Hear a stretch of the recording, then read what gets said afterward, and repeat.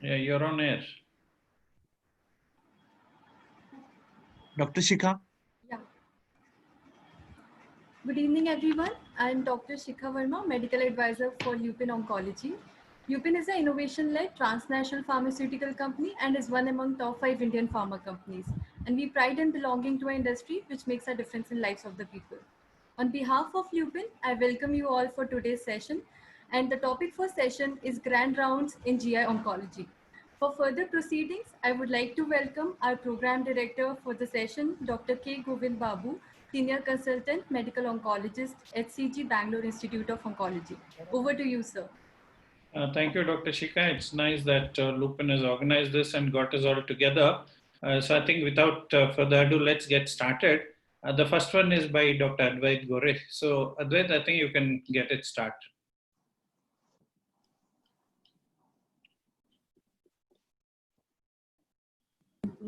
Yeah, sir, unmute yourself, Advait sir.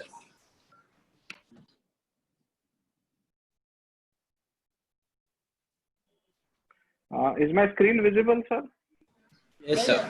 Yeah, okay. So we go ahead. I'm going to be discussing a case of using for systemic therapy in left-sided metastatic colorectal cancer. And our essential discussion would be on the role of various options which are available. So we know that treating metastatic colorectal cancer is like treating more than one disease. At a molecular level, it is different. There are multiple other biomarkers like HER2, BRAF, wild-type mutant, RAS wild-type mutant, then the anatomical location, whether it is left-sided, right-sided, rectal, in younger age group versus elderly age group, and also based on the stool flora types that the disease may change and present in different ways. But when dealing with a metastatic colorectal cancer, there can be three different strategical approaches that we can follow, looking at easily resectable, potentially resectable disease having stage 4, and patients with never resectable disease. And with the current treatment paradigms, we know that patients with limited stage 4 disease can be cured with an interdisciplinary approach. The addition of biological agents to chemo has also improved outcomes, but identification of molecular predictive factors is also important. So with so many different agents at our disposal, with the dilemma is how do you plan therapy and how do one go about sequencing the treatment in such patients. So coming to the case discussion, now we have a 58-year-old woman who's a teacher, married, enjoys hiking, and she presented to us with history of constipation and weight loss. And weight loss was significant, but there was no other symptom associated. Clinically had ECOG PA 0. Clinical examination did not reveal any positive findings. Colonoscopy biopsy was done because stool showed that there was blood in stool, microscopic, and the biopsy revealed that there was an adenocarcinoma in descending colon. Lab tests were other lab tests like CBC biochemistry were normal. She doesn't have any comorbid medical illness, and the CEA is 68. CT scan of the abdomen pelvis done showed that there was no distant metastasis, and this lady had a left-sided colon disease. So she underwent an initial surgery with a left-sided hemicolectomy, pathologically reported as PT3N1 grade 3 tumor with 3 out of 15 lymph nodes positive, and a post-operative CEA of 15.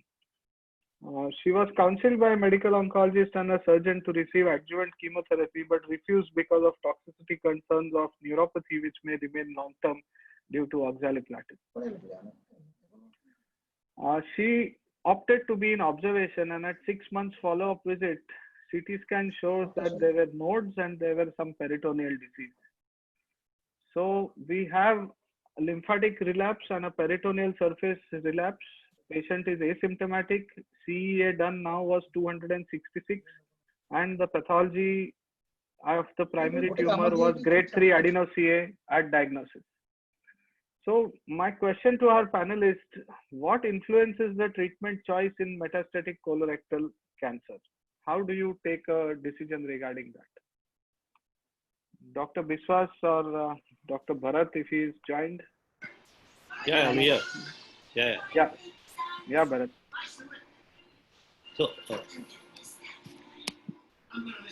So basically, the factors which influence treatment of metastatic colorectal cancer is basically how fit is the patient. First, most important thing is the fitness of the patient is important, like whether the patient is fit or unfit.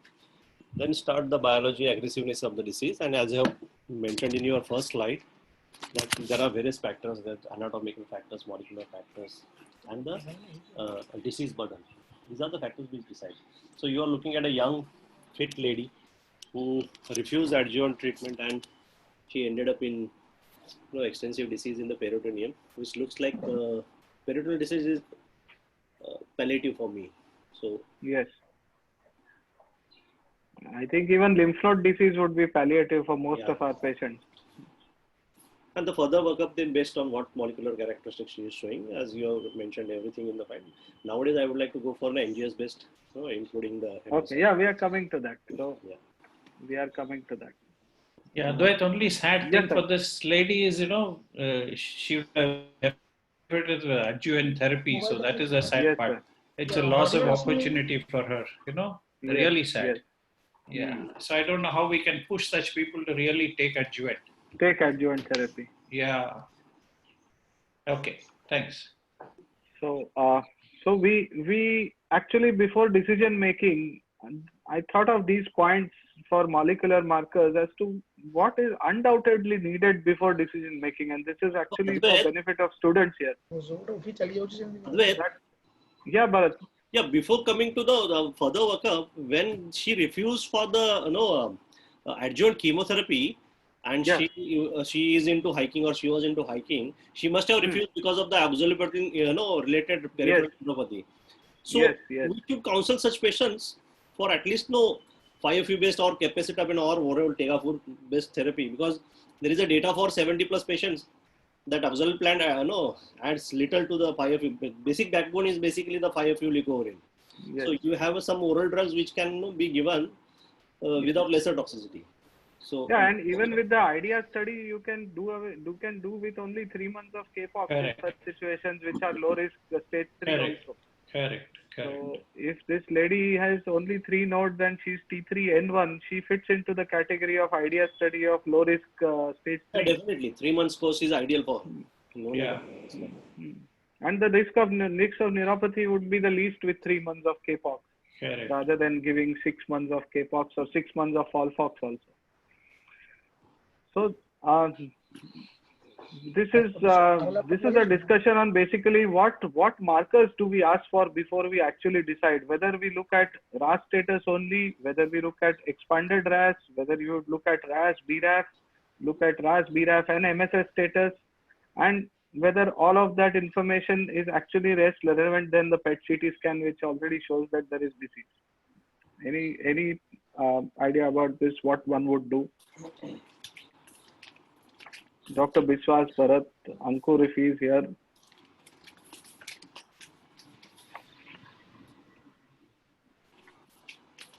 Dr. Ghanshyam Biswas is having some trouble in audio, sir. Okay. So, Bharat, can you take this? Yeah. So I started answering the thing. Yeah. So I answered, I think, first part. Next and second thing is nowadays, I prefer doing everything together, like just including the markers for immunotherapy. Okay. Which I think, your slide shows all the markers. Yeah. So what platform do you ask them to do? Do you ask for an NGS or do you ask them one after the other? Because many a times patient and us as treating doctors also, we face a dilemma as to whether we ask everything at one go and wait for the information for 3 weeks, or whether just ask for all RAS, BRAF and MSI and then take a decision whether you need to do additional markers. So I think the colon is also evolving as lung cancer. Previously in lung cancer, we used to order 4 markers, and then we slowly started explaining. And now I think, I think everybody should agree that today is the era of NGS. You order it, but there are certain cases where you want the result faster. The problem with the NGS, it takes time. Right, but that's okay with the colon. I think we should not be in that hurry as in the case of As lung. in lung. Yeah, that's Very right. accurate. Advait, now is this lady convinced for taking chemotherapy? Yes, she is convinced for taking chemo. Okay. Okay. She's realized her mistake that she should have taken it before. That is sad. Corporate ladies, sometimes of such. And I had some few cases. Yeah. Very highly educated. Their Yeah. intellectual level is sometimes we feel that above us, but in case of taking chemotherapy, Correct. they make this mistake, and unfortunately, by the time they realize, Yeah, it's all palliation. Yeah. that's true. Yeah. Advait, I agree with Bharat sir. asking for an NGS upfront for all the markers. And, Okay. waiting for these, I would start with like Folfox and bevacizumab, Okay. Okay. for which you don't Sure. need any of these things. Absolutely. I completely agree with you, sir. Yeah, yeah. So the issue comes up here because this is a left-sided, the primary. Correct. I And agree. then there are metastases where Correct. naturally the decision whether to offer a EGFR antibody is Yeah, also yeah. high up on the card.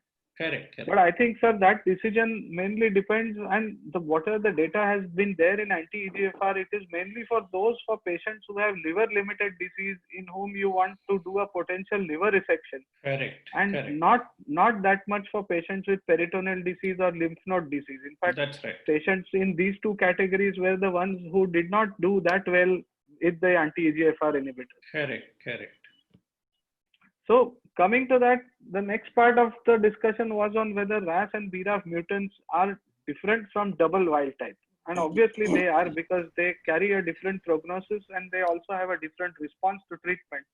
And we've known this right from the 2017 JNCI publication of the PTAC-8 study, which has shown that the BRAF mutants are really the ones which are doing very poor. The KRAS mutants are somewhere in between, and the double wild type are the ones which do the best. So this lady's molecular profiling then came in, showed that it was a wild type ALRAS, wild type BRAF, MSI stable, and HER2 negative. As Bharat has said, we did an extended panel of testing and we got these reports. So mainly the questions that then come up here is, what should be the choice of first line therapy, whether we look at an escalation or a de-escalation approach in terms of operability.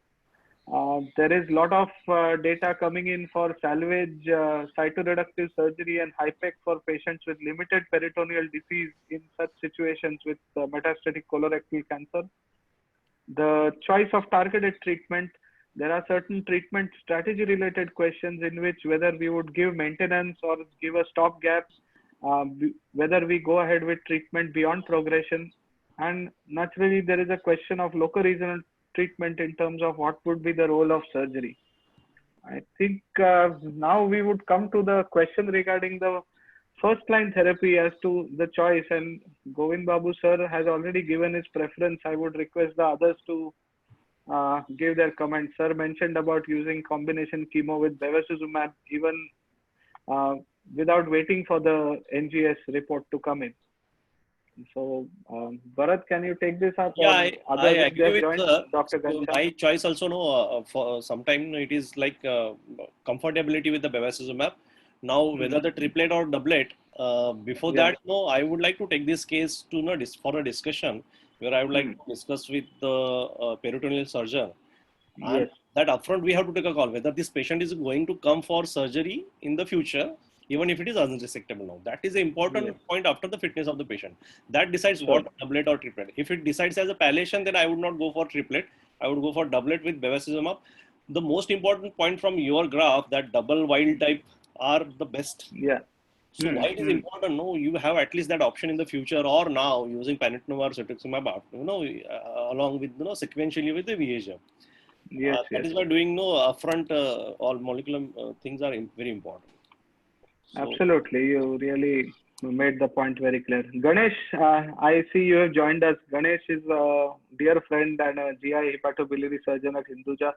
Ganesh, your comments on this, whether you would be a part of the multidisciplinary team deciding on whether this patient would come in for surgery at some point of time. So this patient has peritoneal recurrence that just mentioned. If he has not seen peritoneal. So this patient essentially has not received adjuvant chemo. She is a stage 3 low risk disease who refused adjuvant chemo and 6 months down the line had peritoneal disease and lymph node metastasis.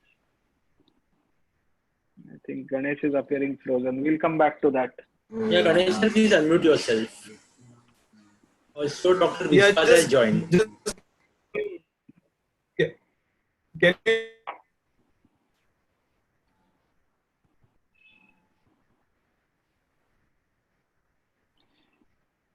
you can switch off the video, then you will know. Then you may. You switch off the video. Correct. yeah, can you hear me now? Yeah, it's better now. Yeah, Ganesh, I can hear you. Yeah. Can you just come back, Advait? I had some issues with my network, so I think things are better now. Can you just? Yeah, I'll just summarize the case for you. She is a 58-year-old lady who was diagnosed with left-sided descending colon grade 3 T3N1 disease. Underwent a colectomy, and then because of risk of toxicity, mainly neuropathy, she refused because she's an avid hiker, a trekker, a teacher by profession. And did not want to experience the neuropathy, so refused adjuvant chemo. And after 6 months of initial surgery, now has an increase in her CEA and has peritoneal disease and lymph node metastasis. And she is all RAS wild type, BRAF wild type, MSI stable, HER2 negative. Yeah, so we were discussing regarding what would be the approach of surgeon towards this, whether she would be a candidate for cytoreductive surgery plus minus HIPEC at some point of time. Yeah, hello. If she would be a candidate for any surgical procedure at some point of time, so as to decide our systemic therapy based on it. Yeah, somebody has asked what is PCI. So let us make it very simple that patient has limited peritoneal disease. Yeah. Limited peritoneal disease. Correct. Yes. I think he's not. Okay. Something. I think we'll move on, sir. We'll ask him the same question when he joins. Yeah, we'll ask him later. Yeah, So I think this is Advait, I think this is the importance of a multidisciplinary. Yes, sir. Each one looking at it from his or own perspective, the patient will not get the best. So now actually I'm reminded of one beautiful slide which Dr. Ian Smith from UK had put up. His slide said, if a patient goes to a radiotherapist, he'll get radiation. If a patient goes to surgeon, he'll get surgery. If he comes to medical oncologist, he'll get chemotherapy. If you go to a barber, you will get a haircut. So I think that actually summarizes what a multidisciplinary team is required for such cases. Yes. Go ahead. So there was a lot of discussion regarding what should be the backbone of chemotherapy along with these targeted agents. And there was this study published way back in 2004, which showed that whether we use FOLFOX or whether we use FOLFIRI as the initial line of treatment, the outcome is not really much difference between both the groups. Of course, giving FOLFOX and then FOLFIRI was slightly better at a median follow-up of almost 1.5 years. Coming to triplet, as we have mentioned about FOLFOXIRI versus FOLFIRI, triplet chemotherapy, whether it is the best choice, yes, it does appear to be more beneficial in terms of responses, but the toxicity is quite significant and you really need to have to pick your patient to actually tolerate this kind of regimen. For me personally, I use this in patients who are less than 50 years of age, no comorbidities and good cardiac and hepatic function, possibly with a liver metastasis which is limited, and these patients cannot go for targeted treatment. Or I use this combination in patients who are right-sided disease with BRAF positive, in which this regimen is the treatment of choice. So Ganesh, if you have connected, can you please discuss about the role of surgery in metastatic colorectal cancer? He must He be hasn't operating. joined yet, sir. Yeah. He must be operating on your patient. So Dr. Ankur is there, sir. Yeah, Ankur. Hi. Ankur is also here. Hi, Ankur. Welcome. So we know that surgery for a metastatic disease, if there is resection of metastasis within the first year of treatment, there is definitely an improvement in survival, and there definitely is a greater benefit if the complete surgery can be done within 4 months of starting the treatment.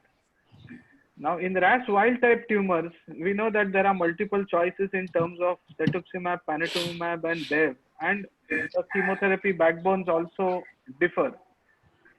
So we have a study called Olivia study, which looks at unresectable colorectal cancer with mets only to the liver, where patients have been treated with FOLFOX-BEV versus FOLFIRI-BEV, and the patient PET was actually done to exclude extrahepatic disease, and they showed that FOLFOXIRI with BEV, the 4-drug regimen, did better in terms of response rate and R0 resections for the liver. There is also a similar study using modified FOLFOX6 BEV versus FOLFIRI BEV, and FOLFIRI did slightly better than FOLFOX. In RAS wild type microsatellite stable disease, does the anatomical side matter is a question. Now, Bharat, Ankur, if you want to discuss about this, yes, of course. I would invite your comments on this. Yeah. So anatomical site matters, yes, and I will be discussing the same in my discussion. So left and right. So right-sided colorectal cancers, when we have wild-type status. So the data, the meta-analysis, the CalGB study clearly says that the bevacizumab has an edge. And when we go on to the left side, we have either way.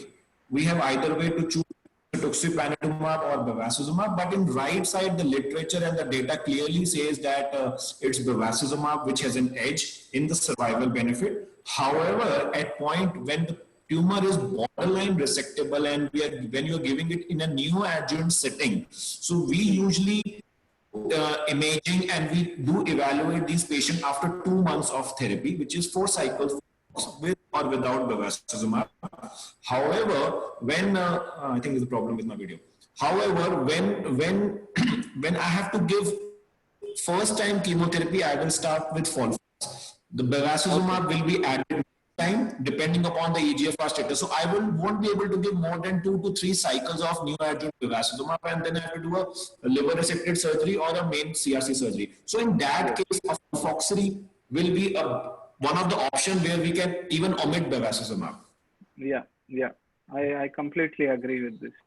I think this is the data from the FIRE3, and I'm sure you will cover this in your talk, so we'll just skip through this, and the CalGB study which you mentioned. And in RAS mutated tumors, we really don't have a choice of targeted treatment, and BEV is the only one that we can use. And this has been really underlined by the TRIBE group of trials. This was the initial TRIBE study which showed that there was significant improvement in efficacy by FOLFIRINOX and BEV. And then the TRIBE2 also looked at further improvement, randomizing first line, second line treatment with FOLFOXIRI versus sequential FOLFOX-BEV and FOLFIRI-BEV. And this really showed that there was improvement in terms of overall response rate and PFS. So this patient actually started on chemo with BEV and FOLFOX, and then after 2 months CEA had decreased, and 6 months patient did have some CTC grade 2 asthenia. Patient was wanted to avoid symptomatic shock toxicity, so we were looking at doing an evaluation.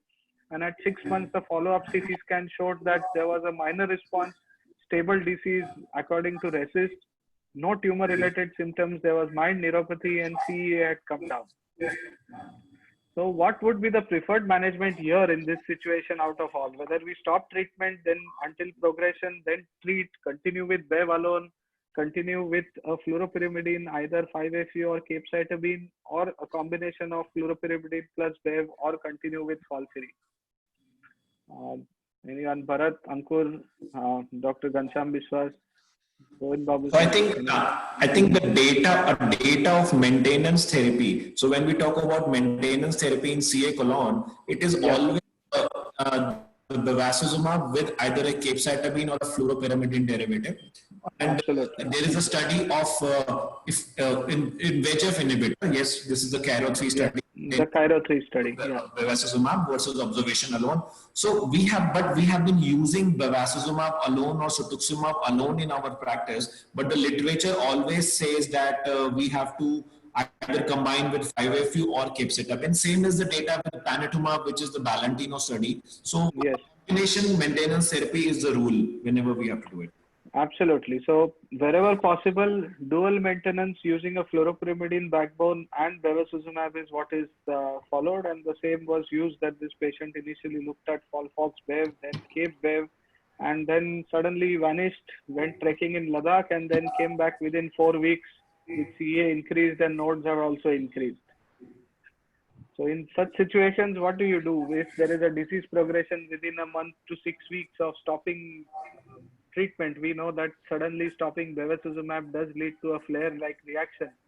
And do we wait till she becomes symptomatic? We restart with oxaliplatin-based therapy, give her FOLFIRI with anti-EGFR or BEV or aflibercept. What was the amount of disease? What was the amount of disease? As the lymph nodes have increased, she is not symptomatic. Her performance status still remains 0 and CEA has gone high. Yeah, we can wait for some time. We may be following up every 6 weeks and see. And once she becomes symptomatic, because she is not exposed to anti-EGFR, so here we'll change the backbone of chemotherapy and the backbone of targeted therapy both. Okay. So these were certain factors which I came across in the review of the literature, that as choosing second line treatment, yes, we need to consider what the prior treatment has been with EGFR or VEGF inhibitor.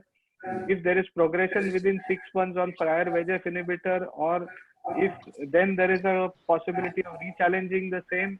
If the patient has received prior VEGF and more than 3 months of maintenance, then there is also a possibility of changing to aflibercept or other VEGF inhibitors, and then doing the MSI, BRAF and HER2 status, and also looking at the toxicity. And these are the 3 studies which have actually looked at re-challenging a VEGF after progression on VEGF. And there is no clear-cut winner over here. There is no great data beyond ramucirumab or aflibercept to be used in place of bevacizumab, and we really are lost for options in this situation. Yeah, Advait, in this particular patient was on maintenance. Yeah. Such patient, now this is now defaulted patient, but it is better. The advantage of bevacizumab or capacitor maintenance and changing the chemotherapy arm, you can clearly see continuation of bevacizumab definitely translate into PFS2. Yes, so when the patient shows rising CEA and no patient is asymptomatic, this particular patient, knowing the fact patient has a tendency to default again and again. Obviously, we'll definitely consider surveillance in particular patients who are ready to come for immediate on a regular follow-up. Such patient I may not wait. Absolutely. So as I said, there are scenarios in which you use cytotoxic doublet with BEV. You can use a cytotoxic doublet, use BEV beyond progression, or change to anti-EGFR antibody, or you can use an EGFR in first line and use BEV as second line. Third line would be again an anti-VEGF with regorafenib. So essentially, if you are using BEV in first and second line, you can reserve your anti-EGFR antibody for the third line setting, and regorafenib then goes to fourth line. So you are exposing patient to more amount of drug, and naturally there is a proportional impact on the overall survival. As the number of lines of therapy improve, the patient's overall survival also increases. So it is imperative that most of the patients should be exposed to all active and approved agents during the treatment, and with proper monitoring of the disease and also managing the toxicity. So the key points out of this is, yes, the duration of VEGF inhibition does matter. Treatment to progression should be the strategy in stage 4 disease. There are certain maintenance strategies which can be used, and there is also an option of treatment beyond progression. We should use the synergism between fluoropyrimidine and bevacizumab in terms of maintenance, and prolonged VEGF inhibition beyond progression has also been supported. And now with the phase 3 TRIBE2, we can combine it with FOLFOXIRI also with Bev in right-sided tumors and even in certain left-sided tumors where there are adverse factors, or with liver-limited disease where surgery can be done. I think I'm running out of time, so this is my last slide. Thank you very much. Thank you, Advait. That was a nice case. And you brought out quite a few points that were interesting. I hope this patient is convinced now to continue the therapy. So with that, let's go on to Dr. Ankur Bal. Ankur? Yeah.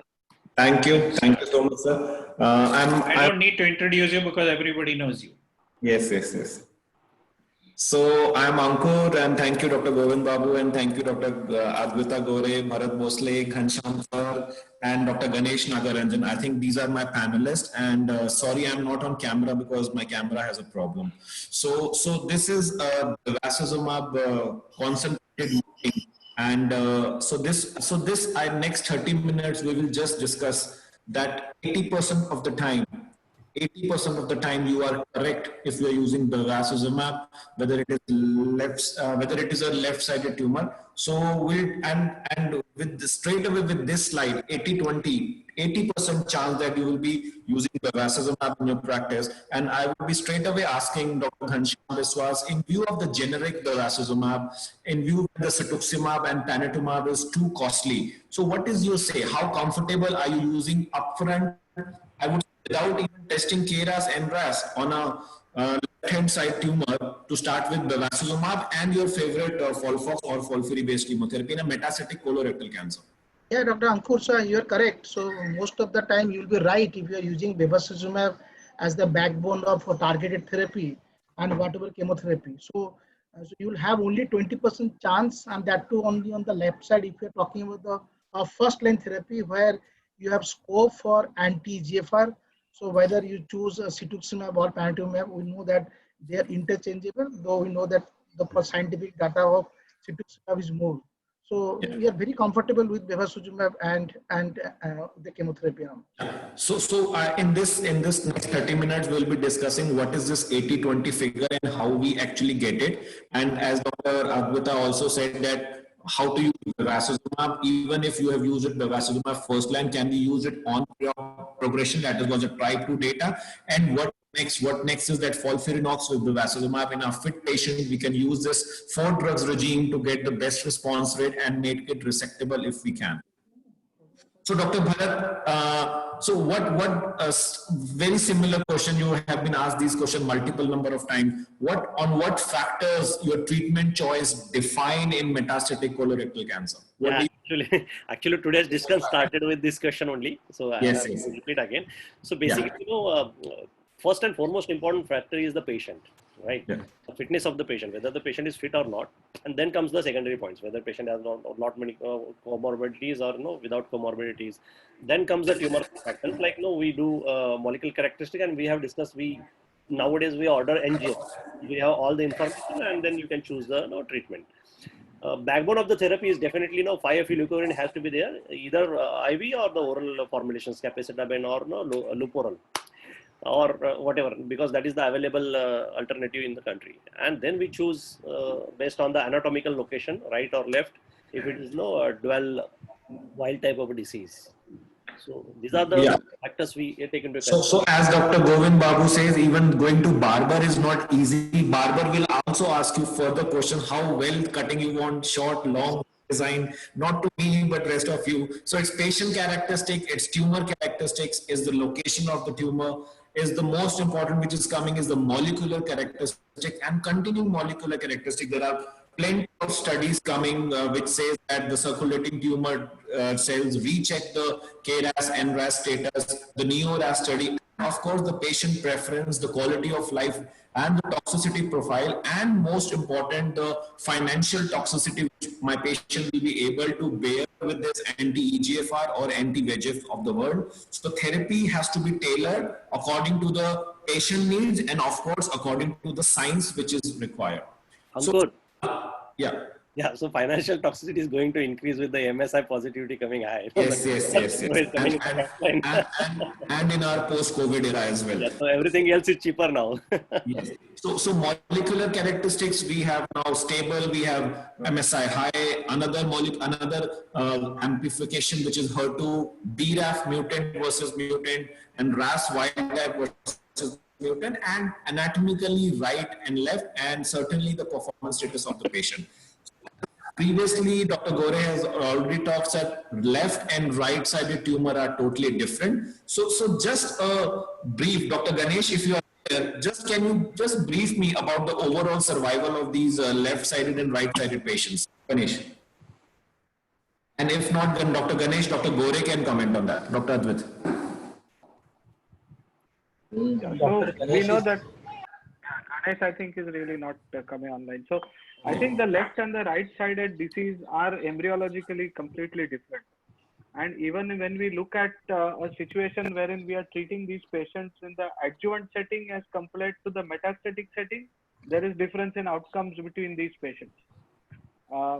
In the adjuvant setting, the right-sided disease has better prognosis than the left-sided. But when we reach the metastatic setting, the left-sided disease has a better prognosis. This essentially has multiple aspects to why this happens. Is basically it is also related to a higher incidence of mutations in the right-sided disease, which make this an inherently aggressive disease, where the signaling of the tumor is activated, and there is KRAS mutation, there is BRAF mutation, and the extent is that if there is a BRAF which is seen in about 60% patients with right-sided disease, it's seen in only 4% in left-sided disease. Yeah. Right.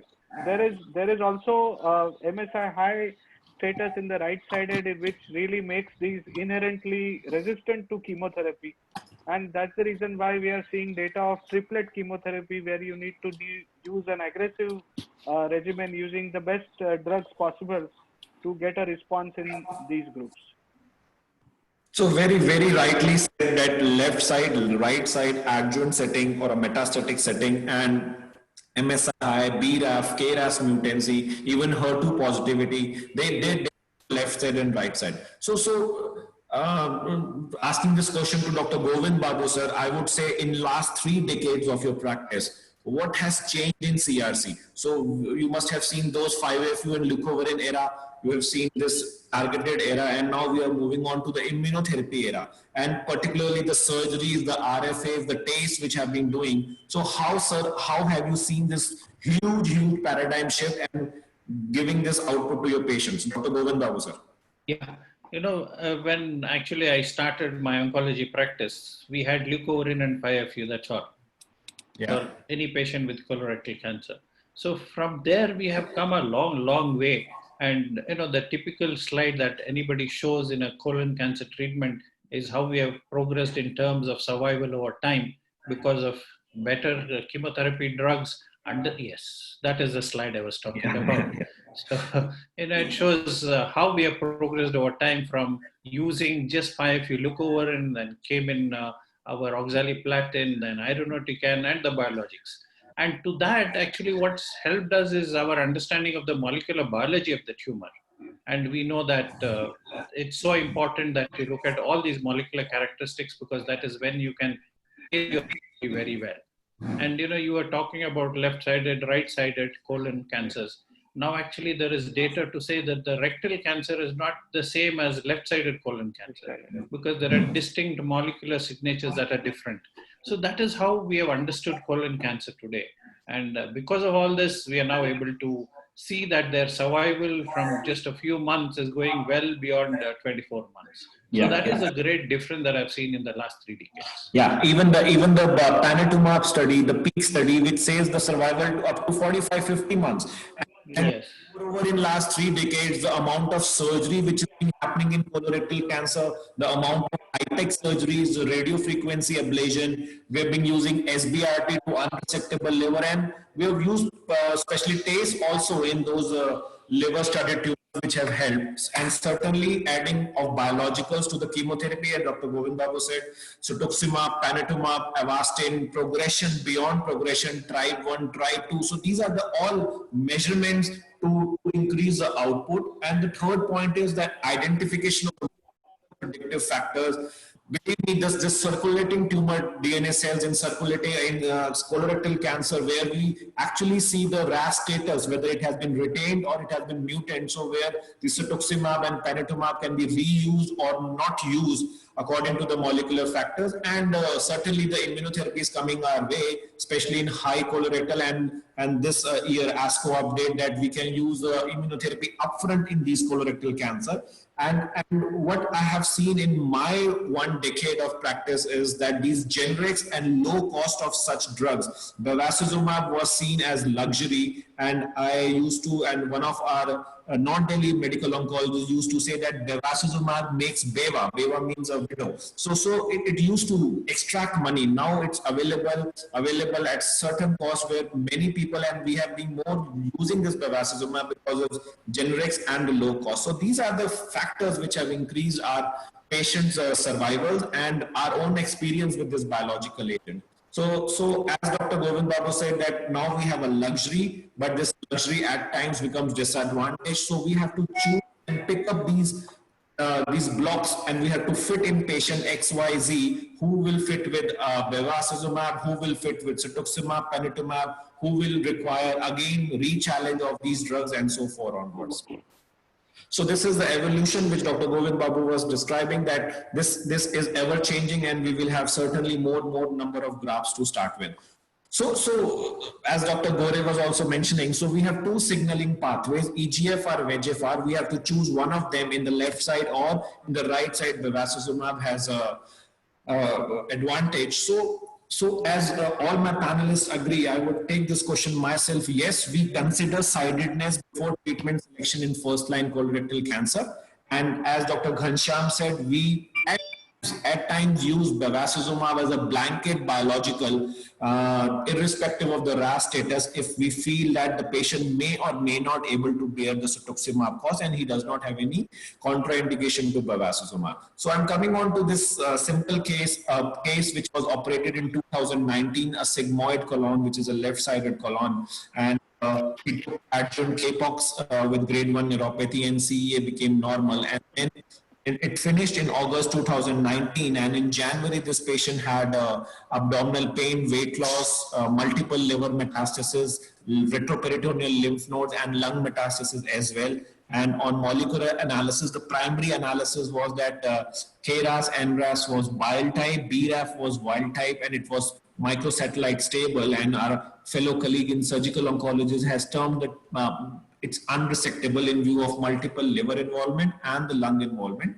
And the patient straight away comes to the initial medical oncologist. And so Dr. Ghanshyam, left-sided colon cancer, BRAF wild type, KRAS, NRAS wild type. Oh, what is your choice in left-sided colon cancer? This is not right-sided, left-sided, sir. Dr. Ghanshyam. Yeah, so these will be the few patients where if money is not a constraint, so I will definitely take for chemotherapy with an anti-EGFR. Okay. Any takers for bevacizumab or any takers for triplet with bevacizumab? Dr. Bharat Bhosle and Dr. Gore and Dr. Govind Babu, sir. Yeah, so basically, what important factor is what is the disease-free interval, what are the residual toxicities? So it was August 19, we stopped adjuvant chemotherapy, and in January 20, within 5 months, PFS of 5 months, the disease came back. Yeah, so it itself suggests the aggressive biology of the disease. So, but sometimes we get more disease-free intervals, then it is very important, the lung metastasis, if the disease burden in the lung is not great, definitely we have to have a chat with the surgeon friend. In the future, if the patient gets response with the lead drug and bevacizumab or cetuximab, with the availability of alternative ablative measures for smaller lesions, metastatic lesions, like sometimes we use RFA. So definitely assessment of this patient, whichever therapy you use, if the patient is fit, no residual toxicity, I would like to go for 3 drugs, either with bevacizumab and cetuximab. Knowing that the patient doesn't come for surgery. Ankur, yes, sir. So maintenance is important after this, if the patient is not coming for surgery. So I would go for bevacizumab. Okay, Dr. Govinda, sir. Yeah, I think I agree with what Bharat has told so far. So those are all the factors that we need to keep in mind. And since this recurrence is within 4 months, so it's definitely an aggressive disease. And we should discuss with the patient. And if you can tolerate a triplet with a biologic, I think that is the way I would go. Yeah, Dr. Ankur, yes, I think, yeah. Ankur, we are dealing with a patient who has a very aggressive biology of disease. Yeah. And as mentioned, the patient has relapsed within 6 months of receiving the platinum. Yes. And I would probably be more in favor of using a doublet chemotherapy with FOLFIRI with BEV, because there has been direct comparison of FOLFIRINOX with BEV and FOLFIRI with BEV, and those patients who have received oxaliplatin before, they did poorly with the triplet chemotherapy and bevacizumab arm. There was no difference in between them. So my choice of treatment would be to use a doublet chemotherapy. And because we are not looking at a early response, or we are not looking at bringing an early response in terms of resection, my choice would be to go for bevacizumab for a longer PFS and an overall survival benefit, as I would use the bevacizumab as a maintenance treatment also later on, which doing maintenance with EGFR is a bit difficult.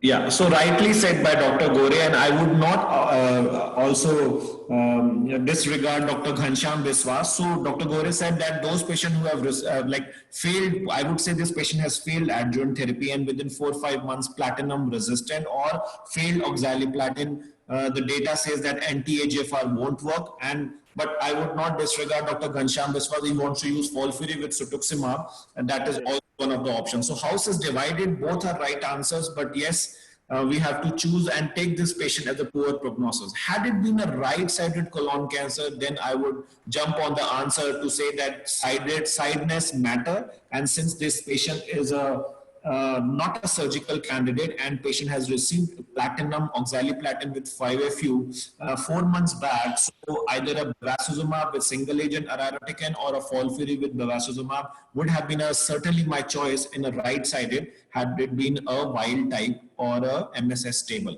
Yeah, Dr. Ankur. Yes, please. Yes. Ankur, if this is not the case for an anti-EGFR, then which is the case for an anti-EGFR? So we are talking about a first-line metastatic, and that too on the left-sided. So if you are ruling out anti-EGFR, then there is, I think then, so you telling us 80-20 doesn't make sense, then it is only 100 and 0. Absolutely, absolutely. Your point is well taken, and Dr. Gore gave that answer that those patients who have progressed within, Dr. Advait, can you want to plan that? Yeah. So those patients who progress within 6 months of oxaliplatin completion are generally not a great candidate. And as I said, my choice of using an anti-VEGF is because I can use bevacizumab as a maintenance, which is much better tolerated than an anti-EGFR as a maintenance. We've tried using panitumumab as a maintenance, and it is. But Advait, if you look at the depth of response or the tumor shrinkage, the data or the science is more in favor of a cetuximab rather than a bevacizumab. I agree, sir, but that is in situations where you would want to do liver resection. Pardon me? Where there is a potentially resectable patient, I would look at the depth of response. In a patient where I'm talking about symptomatic. So earliest response is not converting. So these patients unlikely to get converted into a surgery. So if this patient is for a surgery, then definitely I will use a 4 drugs then. Yes. So as you also said that you are using 2 drugs, so we are not thinking that this patient will be a fit for surgery at any point of time. But a depth of response or early shrinkage is not only converting to a surgery, but for a symptom control is also important. Absolutely, I agree with that. But if you look at the progression-free survival curves of the FIRE3 data, which is directly compared BEV versus cetuximab using the same chemo backbone, the PFS curves in left-sided disease are almost overlapping. It's the overall survival which has made difference. And whatever this left and right was there, what initially came in was a retrospective analysis. It was not a prospective analysis. So both the panelists have a point, and I agree with both Dr. Advait and Dr. Ghanshyam Biswas that both are the options, but we can use either of them first, and later on when the patient relapses further, we can use further option which is being left. So that was the NCCN also tells us. So again, coming on to one more type of colon cancer, which is BRAF mutant. And any experience, Dr. Bharat and Dr. Advait Gore. So whenever your patient has BRAF mutant, what is your experience with anti-EGFR or anti-VEGF? What do you choose? Yeah, Ankur, I have an experience. I will share you. So yes. These BRAF mutated are rare patients. No? So, but these patients are actually right-sided tumors. They are elderly and usually they are frail. So if you look at the BRAF data, so triplet drug, bevacizumab. But in real life, if you see, so these patients may not be fit for an aggressive therapy, though they warrant an aggressive therapy. So I had a gentleman of 72 years, right-sided, BRAF mutated. So I started on Folfox, and once the mutations were available, I shifted him to Folfox plus bevacizumab. So post 3 cycles, absolutely, there was so poor tolerance, and subsequently he discontinued therapy and died. Yeah, absolutely, absolutely. And so does the PRIME study and the COIN study also say that patients who have a BRAF mutant, so panitumumab and cetuximab actually did not give that advantage in those who are BRAF wild. So these are the studies in which, yes. So again, coming on to this graph, which was saying that wild type is 50% and mutants are 45%. If I add BRAF mutation, which is another 5%, so 50% of my patients are eligible for bevacizumab or anti-EGFR therapy. So when it comes to the head-on-head trial, which was a FIRE trial or a CALGB trial, which actually studied bevacizumab and cetuximab one-to-one random fashion. So it was clearly that in FIRE 3, the OS was in advantage to cetuximab, but there were like criticism to FIRE 3 that it did not meet the primary endpoint.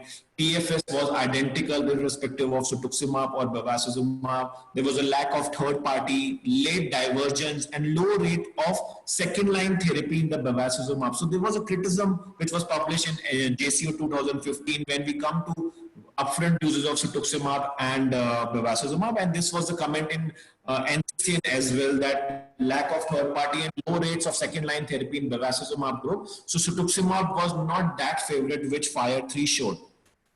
So this was CALGB, which shows that there was no difference in PFS OS with respect to RAS wild type. So both bevacizumab and cetuximab were actually equal. The graphs are actually kissing each other with 11.3 and 11.4, which was PFS, and overall survival was also 31.2 and 32.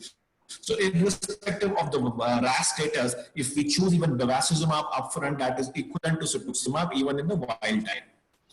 So this was a meta-analysis which also NEGM Journal Watch, which also says that it does not matter whether you use a bevacizumab or cetuximab, and this Dr. Gore told in detail.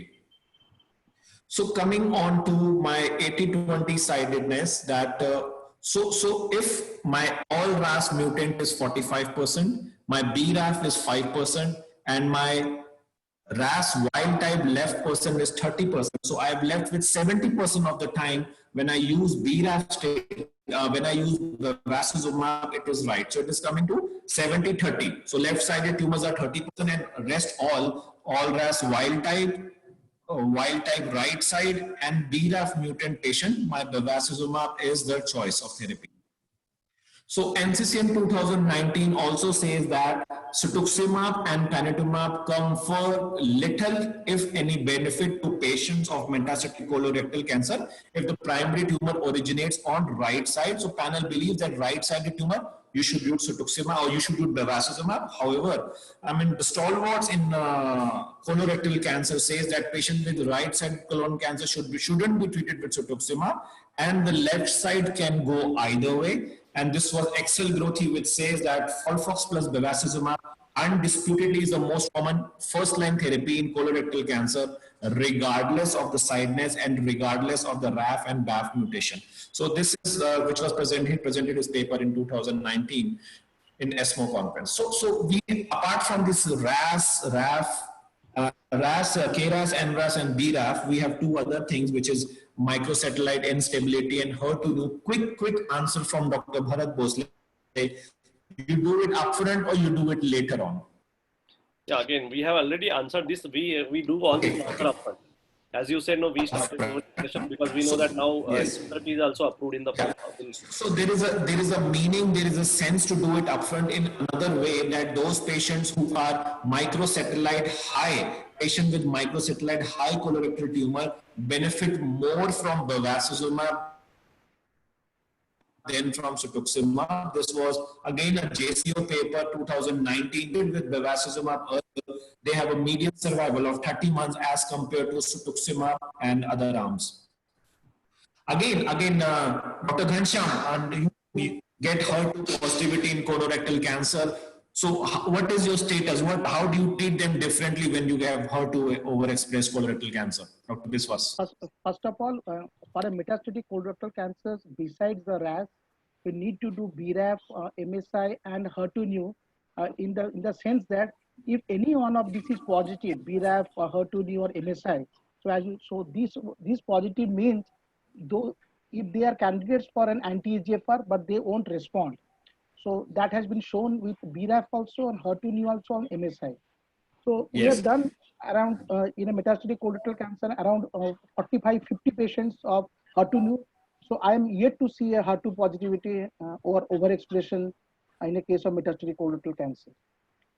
Yeah, so I have a couple of patients who are HER2 positive, although we have done everything for them, all the kind of therapies. But there was a paper in ASCO meeting abstract 2016. They says that as a second line therapy with an EGFR inhibitor, the PFS was significantly shorter in those with HER2 amplified tumor compared to those HER2. So this is an indirect saying that those patients who have an HER2 amplification, they may to cetuximab or panitumab, and so this can be a predictive marker, HER2 amplification as a predictive marker to end the EGFR therapy. And so there comes my graph which says that it was 70-30, and now with HER2 positivity coming to 5 to 10%, so my 80-20 principle is confirmed, and in 80% of the time my patient will require bevacizumab or benefit from bevacizumab upfront,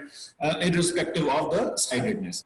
So here comes that 80-20 principle. However, it may get more complex if we use next generation sequencing, if we use a liquid biopsy or Guardant 360 in our colorectal cancer patients who have widespread metastasis. So pole amplification, MET amplification, and other targetable genes and actionable mutation can complex this picture, but more or less it can be said that 80% of the time bevacizumab usage is right. So I think Dr. Govind Babu, we are short of minutes. I will finish that. So second, when we have to choose second line therapy, so there is again data coming on the liquid biopsy. So please, to check this RAS mutant status, whether they are retaining the RAS mutant status or they are retaining their wild type. So on second line therapy, as we do in lung cancer, so there is plenty of data which says that please check their RAS status to define which bevacizumab or cetuximab panitumab to be given. I would just like to come to a last point which we were discussing about the ETS and depthness of response. So this was an ATOM trial. It was a randomized phase 2 trial. So initially I was of the notion that even if the patient is right-sided and resectable, I was tempted towards use of cetuximab so that I can have a ETS as it was shown in COIN or FIRE study, early tumor shrinkage and depthness of response. But this was the paper which says that ATOM trial. So what they did, ATOM study was the first randomized trial comparing BEV and cetuximab for initial unresectable colorectal river metastasis. It was 1:1 randomization, and when they were assessed as a conversion therapy, so 1% for BEV and 49.2 for cetuximab, which was statistically not significant. So this paper concluded and published in British Journal of Cancer that both biologics, whether you use cetuximab or whether you use bevacizumab for this borderline resectable, both biological have similar efficacy regarding liver resection and acceptable safety profile. So that ETS and DOR criteria of cetuximab in the COIN study is actually negated by this paper, and they say that you can use both of them, either Bev or cetuximab, when you have to resect these tumor. So again, I would like to conclude that EGFR targeting has a key point whenever we have. Can I make a comment, Ganesh? Sure, please. Very quick one. Sorry, I've been kind of in and out. No, please go ahead.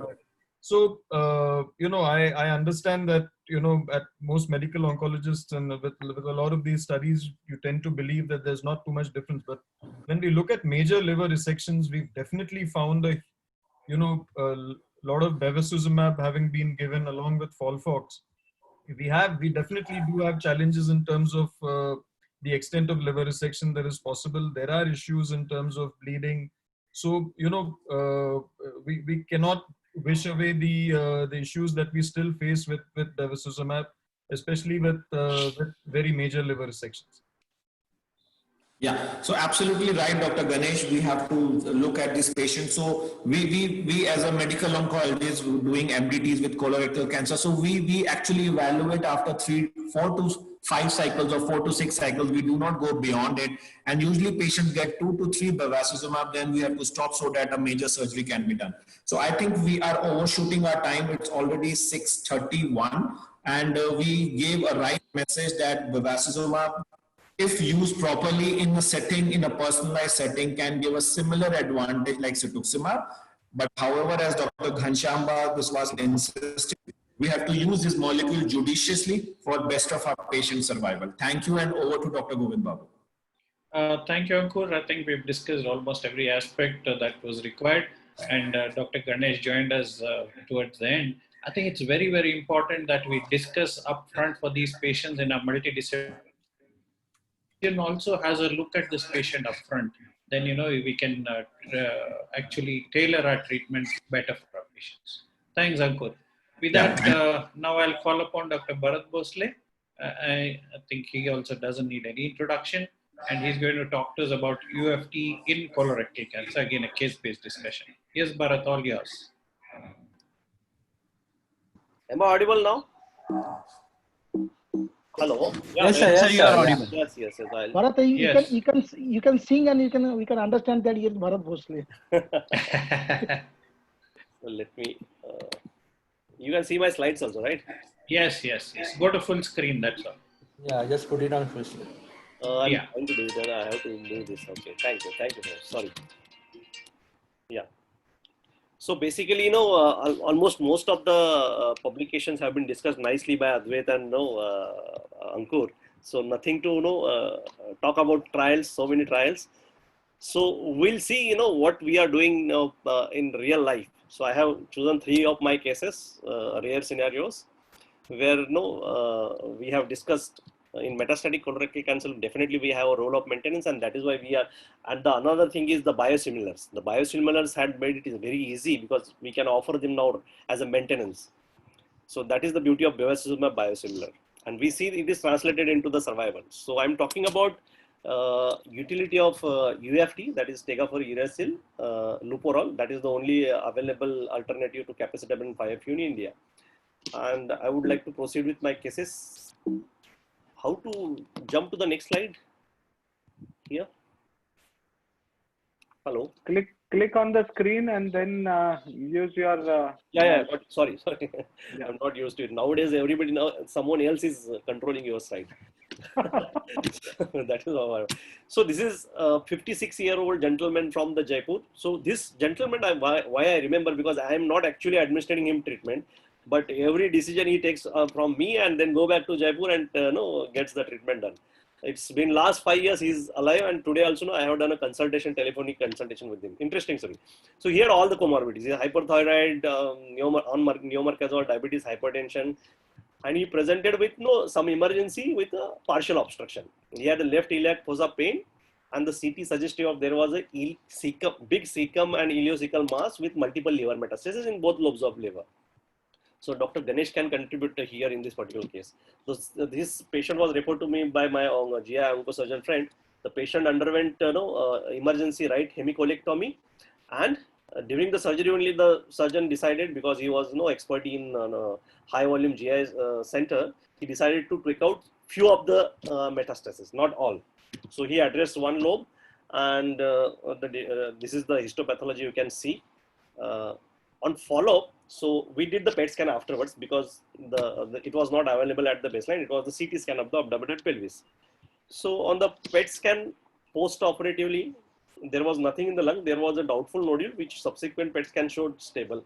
And initial mutational analysis was KRAS mutated. And subsequently, we also did BRAF. And with the availability of immunotherapy, we subjected for MSI and PDL1 that was not expressed. So this was his baseline report post surgery, and you can see the report of KRAS. So this patient we counseled as he had a metastatic disease for bevacizumab-based therapy, but at that point of time, patient refused for targeted therapy. So this is what importance of giving only chemotherapy is not necessarily every time, but yes, you have to counsel them for targeted therapy also.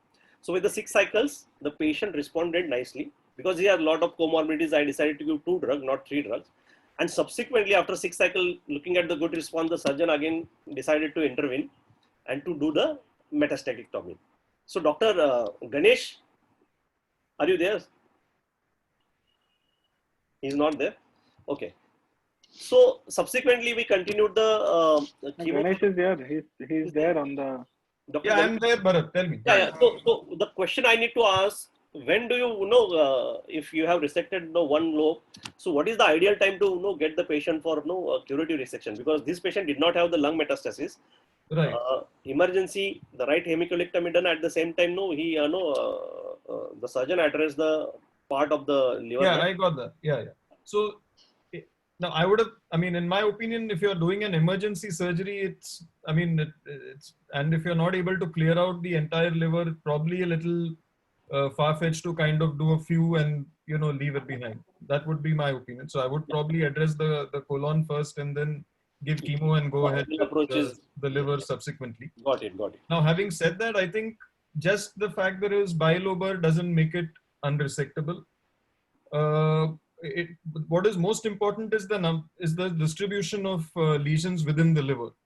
So one of the rule of thumb that one can follow is that if you have 3 or more segments of the liver which are free of disease, okay, then you are in with a reasonably good chance that the patient is going to come up for surgery at some point if they respond well to chemo. So I think that can be a rough, guide to identifying the ones who are likely or potentially resectable at some point in the future. Yeah. Of course, then the point would be whether they are superficial mets or deep ones, whether, but eventually if you have 3 segments which are free, there is a reasonably good chance that you're going to resect them at some point. Right. So it is very important point for the students who are attending. So we always discuss and Dr. Ganesh had made it very easy. This is the rule of thumb one should remember. So this case. Bharat, one sec. Dr. Ganesh, do you have any other like functionally assessing the liver, not just saying 3 segments? Do you have any such assessment that you would like to tell us? A very, very good quality CT is or an MR would be a good way of identifying and having a mapping of the lesions. Right. Now we need to do a CT volumetry before we go ahead with resection. So unfortunately, MR doesn't give the volumetric assessment. So that way CT is much better. A lot of softwares available for CT. Right. So we normally go by the CT volumetry, and that gives us a good assessment of the remnant liver volume. So if with a lot of chemotherapy, we are targeting a remnant liver volume of around 40%. If less chemotherapy is given, you can get away, and otherwise non-cirrhotic, no significant CASH, that is chemo-associated steatohepatitis, then you can get away with even a residual volume of 25 to 30%. Okay. So I a paper where they were using a iron compound with MRI to assess the functional liver much better, but this is still very early stages. So there is a lot of work being done on MRI. Yeah. Tagged with a lot of compounds, and functional MRI now is probably in the next next decade or so. Correct. Functional MRIs may become big because because finally you're only assessing volume and Absolutely. We're not quantifying function. Yeah, that's right. So with so much of advances that we have in therapies today, I think this aspect is sort of little neglected, but I think that will slowly catch up. And I'm sure able to help many more patients once all this gets integrated together. Right. Yeah. Yeah. Yeah, Bharat, go ahead. So after the second metastatictomy, the patient, we finished obviously the FOLFOX. For the student, it is very important if you have resected the entire metastatic sites and there is no residual disease, there is no role of adding any of the targeted agents to the chemotherapy backbone. So we gave FOLFOX, which is the ideal standard when you don't have any disease. Subsequently, we followed the patients with CEA, and in the February 2017, even the scan was in complete remission. There was no metabolic activity. In April, middle of the April, this 2017. It is not. Bharat, can I just stop you for a minute? I think the point that you made about not continuing targeted therapy, I think is very, very, very important. Yes. Because, people will assume that it was metastatic disease and continue. Right. So, in fact, we've had debates about this quite a few times. So, right. I don't think there is any role. I think that's the point that you very well made out. Yeah. So, yeah, Bharat. So basically in April 2017, this is not 2020. I don't want to mention 2020 in the future. Sorry again. So patients started showing CEA rising. So immediately that is the protocol. We follow the patients with, even in the adjuvant setting, we follow the patient with CEA. And if the CEA is rising, we go for further investigations, including whatever, if colonoscopy or CT. So CT scan was done and there was a solitary lesion again in the liver. CT thorax also done, there was nothing. There was a small nodule which was stable. So here it was a disease-free interval of 3 to 4 months. So completing the therapy. Sorry, what is happening? Okay. Yeah. So we again discussed, there was a small lesion. We and the surgeon sat together, and in May we did the RFA. So that is what the important of using the alternative curative agents, and the guidelines very well mentioned. Even in the limited lung metastatic site, if it is ablated, can be ablated by any alternative measures. You should go for an aggressive therapy. Absolutely. Then after this, in June, the PET scan was in CR. Now I have a patient with metastatic disease, given all the whatever best possible efforts, and we didn't give anything, and there was a disease-free interval of 3 and 4 months. That made me think that I should give something, so that I should achieve a more time. Because we know that in the second line, the disease-free interval is going to be shorter than that. So here it could have been 2 months or 1 month. So here what I thought, because the patient was not affording for targeted therapy and anyways there was no disease, I thought, and actually I started this patient on Luporol at that point of time in 2016. This patient,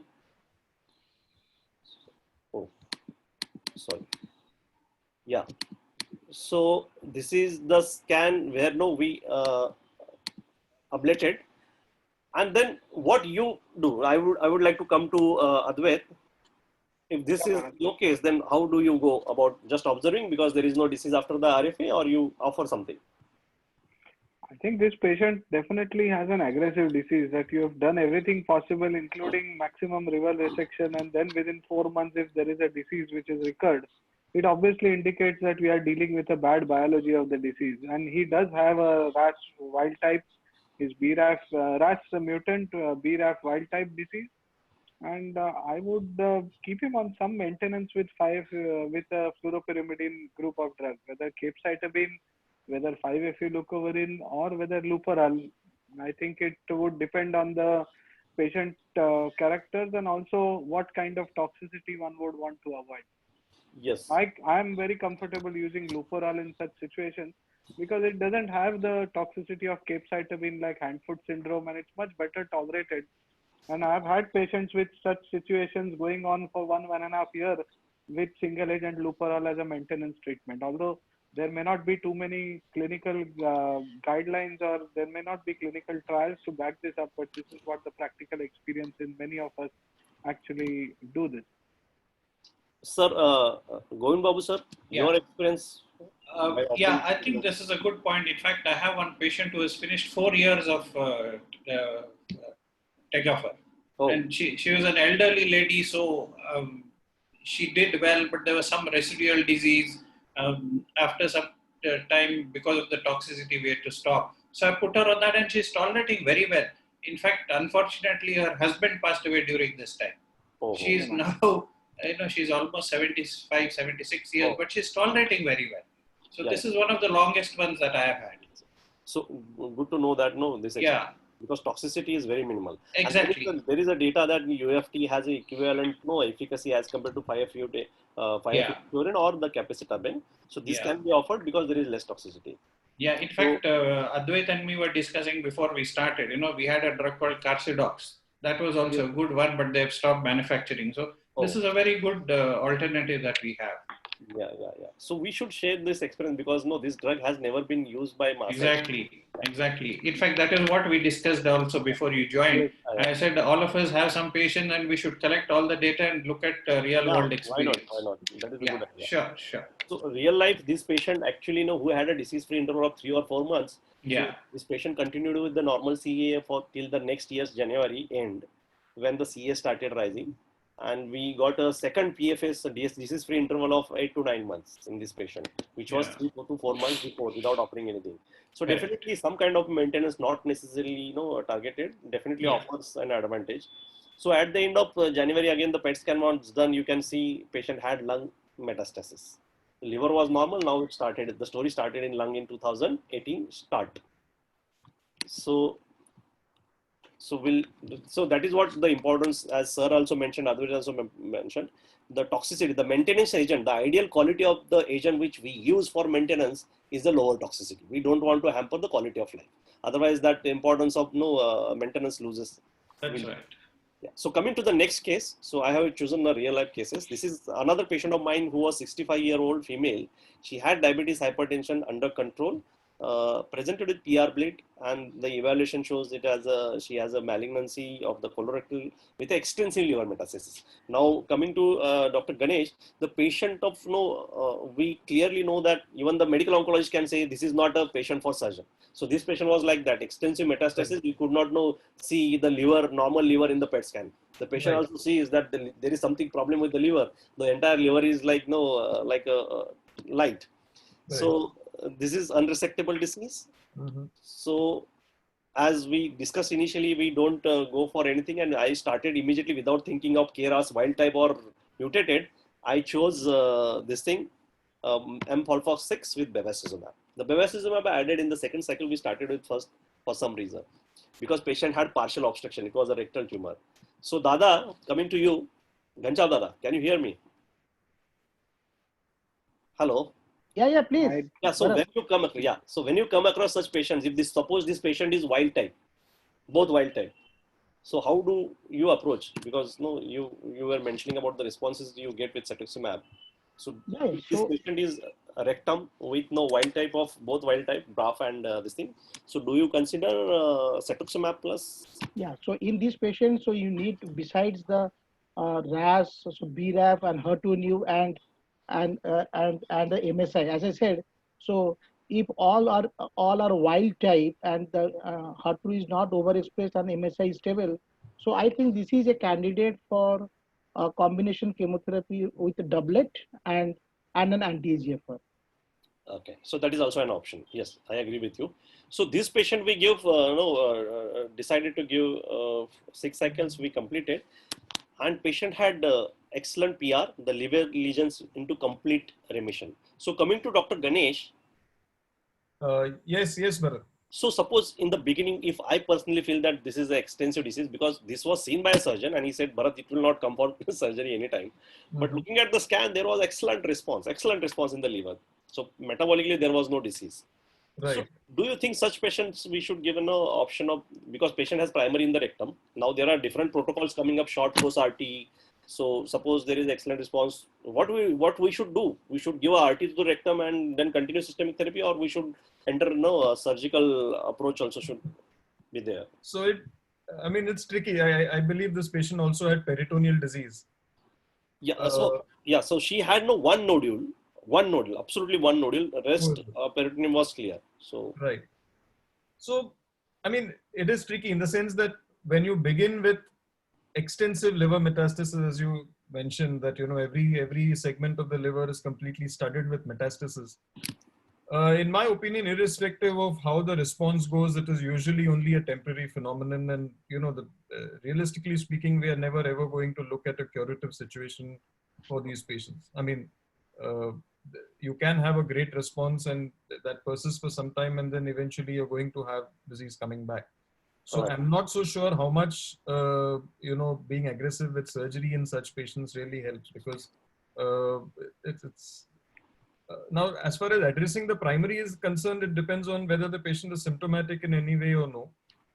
Otherwise, I would probably, if the patient is not symptomatic from the primary point of view, and we have such extensive liver metastasis and some peritoneal disease, I would probably, just continue with chemo. I mean. Okay. Thank you. Thank you for this. This is very important, because talking to a surgeon is always important. I think Dr. Ganesh is an excellent surgeon, because my surgical prof used to say a good surgeon is one who knows when not to do surgery. Yeah. So, sir, tell you one thing, when we come across difficult cases, because we work in different institutes, I do send my patients to him to take his opinion. Excellent. So I must admit that. So basically, so after that, we started giving the infusion, and patient developed some CCF. So we called our cardiologist friend, he assessed, and the ejection fraction was 45%.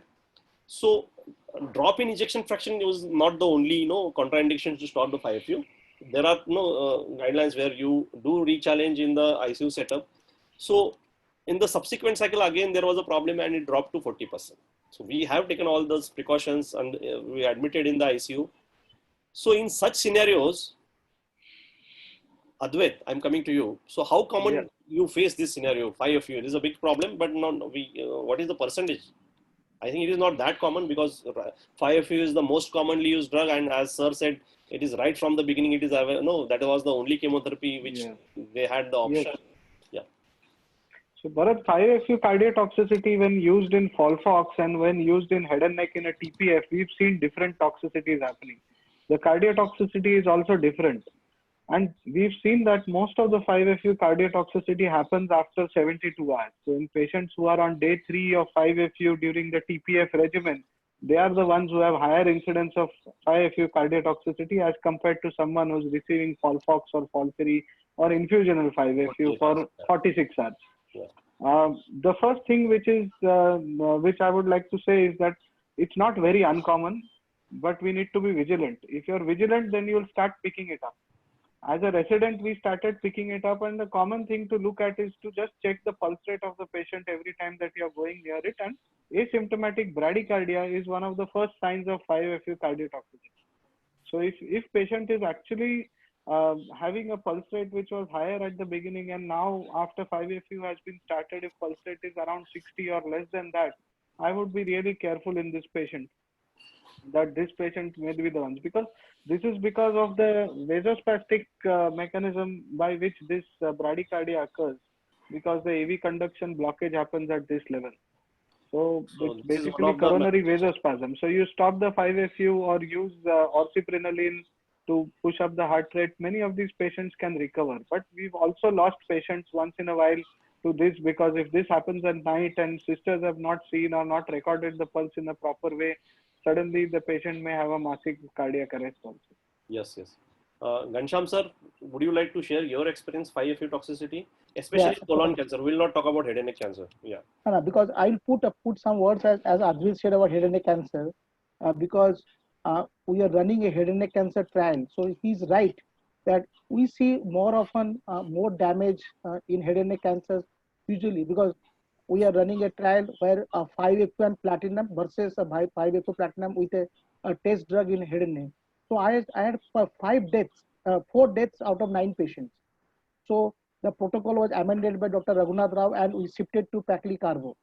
So we don't see much toxicity in regards to colorectal cancer except the rhythm disturbances. And once in a while, probably you will have somebody losing the patient, as Advait rightly said.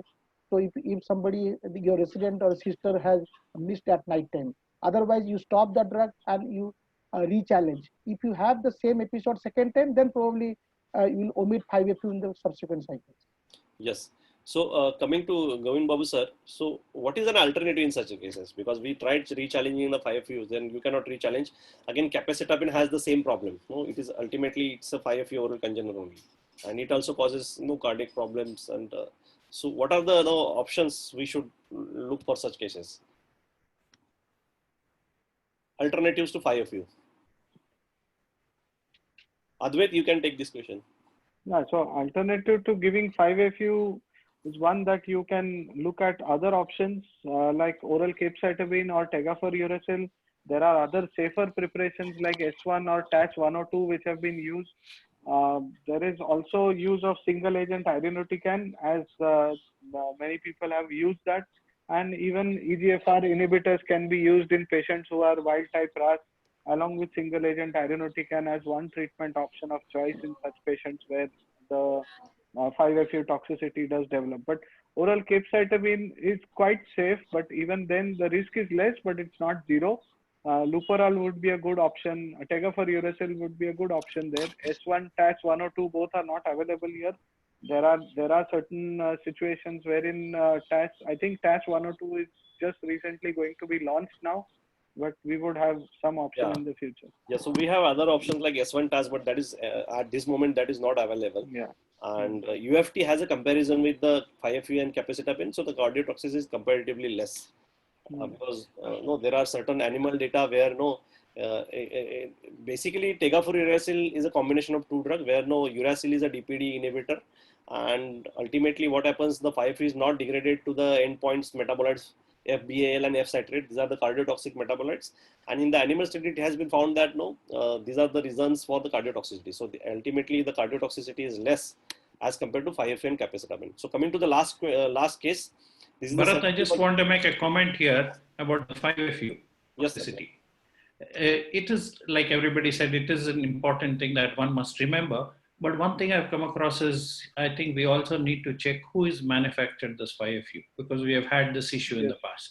So I think that is one thing we need to keep in mind as well. Yes. So it may not be because of 5FU, but something else which is used in expient or whatever. So I think that is an important issue that we need to keep in. True.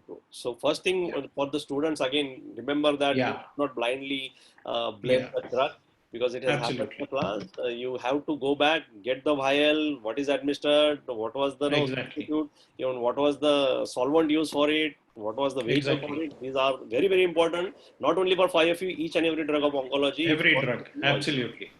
So the nursing is the backbone of our, sometimes our nurses are so good working with the drugs. They are better than us sometimes. Absolutely, I agree, totally agree with you. So this patient was elderly male, staying with the only wife, no kids, and presented with metastatic colorectal cancer. These are very important things when we decide the chemotherapeutic agent for such elderly couples who don't have a support at society level. So good performance status, controlled diabetes, started on doublet with the bevacizumab. After the first or second cycle, he started complaining, I don't want to continue on this, just because he was troubled with the diarrhea and hand-foot syndrome. Now, sometimes this hand-foot syndrome is so bad, the patient doesn't want to continue the treatment because there are discomfort as well as the social discomforts. And he had myelosuppression also. And that is why, that was the reason. So, DPD deficiency is an important topic. So, I'll come to Ghanshyam Da. So, how do you face this problem of 5FU and capecitabine deficiency? Because, I had a trouble with one or two patients. Bad diarrhea, bad myelosuppression, severe mucositis, bad hand-foot syndrome, all four manifestations in one patient. Yeah, normally, Bharat, normally you are not doing it unless and until you really face it difficult to administer in one cycle or subsequent cycles. Then you go for the DPD testing and then you find out, then probably you need to alter. Otherwise, as a baseline, we are not doing like for anti-malarial, like we do a G6PD in our part. So it is not routinely done at the screening, and the guidelines also, international guidelines also mentions that routine screening is not important, because this is a really problem. Yes, sir. It's less than 3%, so it is not advised to do for everybody upfront. But like Ghanshyam said, as and when you face a problem, then you do it. Yes. Yeah. So screening is not advised, but you have to be vigilant to look for the toxicity point of view, and if the moment you get toxicity, you have to. So managing toxicity, we'll go to. So this is the data of DPD evaluation in head and neck cancer patients. As Advait said, head and neck cancer has a more problem because there we give longer duration.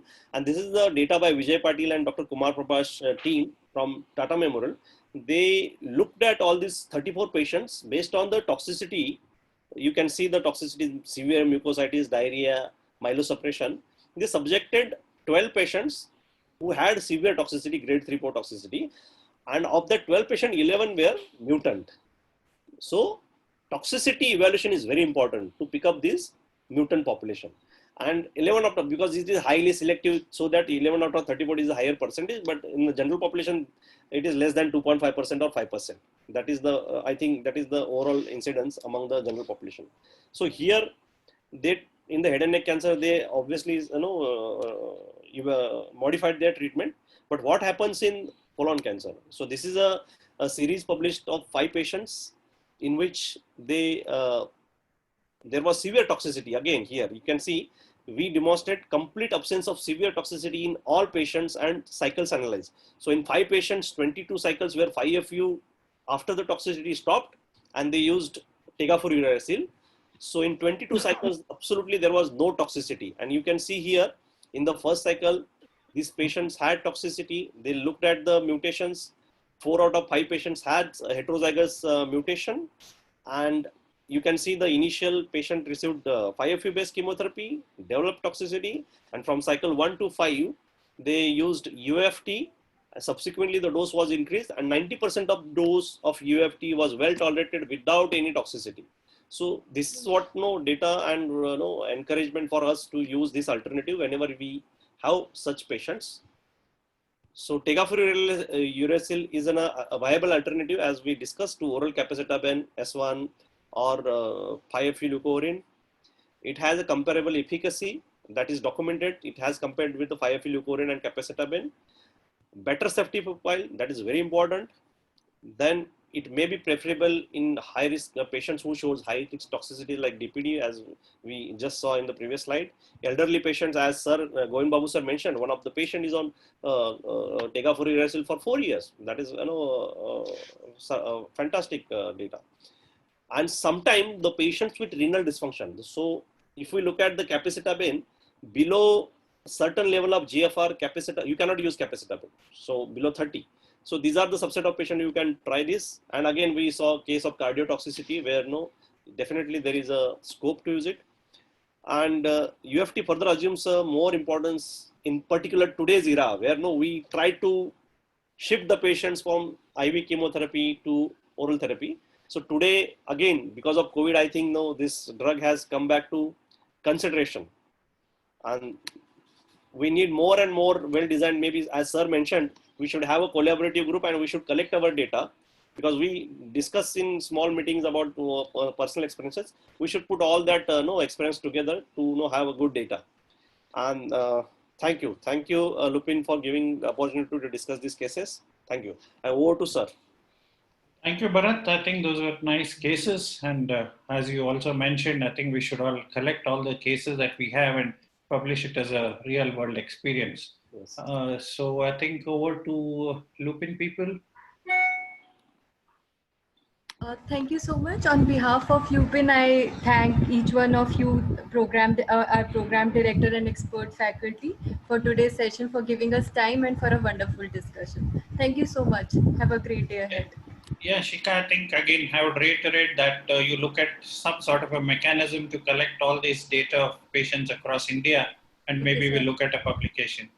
Sure, sir. Definitely. Okay. Definitely. Right, Yeah. Shika. Thank you. Thank you. Thanks, everybody. Stay safe. Bye-bye. Bye.